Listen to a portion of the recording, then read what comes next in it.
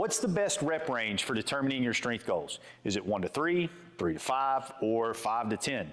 It's important to understand what each of those rep ranges can represent in order to optimize your training. When you're finding a rep range, it has to be adaptive to the program that you're working on, the skill level you're at. Specifically, I'm talking about for our big movements, our bench press, deadlift, back squat, clean and jerk, snatch, movements that you see in powerlifting, weightlifting, strongman competition. Now, ideally, you want to be able to understand the rep ranges so that you can understand the programming or learn how to program for yourself. More importantly, this is for beginners that don't really understand rep ranges, strength, and progressional development. Your advanced lifters have theirs already figured out. They've already been through this, different reps and different cycles, many years of applied science, mathematics, trial and error in order to figure out where they need to be. The first one we're going to talk about is the 1 to 3 rep range. The benefit of the 1 to 3 rep range is it's really great for peaking our strength performance and is almost absolutely mandatory for competitive lifters in powerlifting and weightlifting. We got to take the bad with it as well. The bad part of the 1 to 3 rep range is it's really bad for hypertrophy training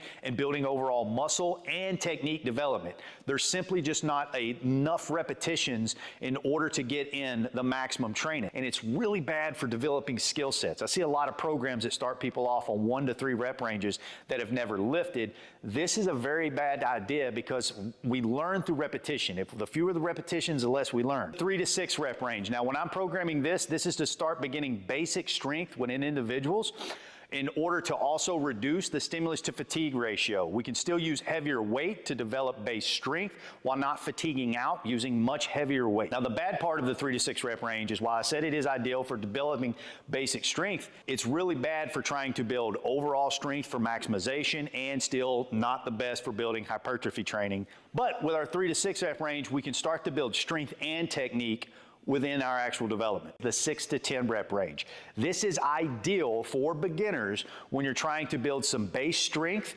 and develop overall technique at the beginning of a program. This is going to severely reduce our stimulus to fatigue ratio. It's only okay for developing overall strength gains. This is a phase where we tend to focus more on building technique rather than just moving weight.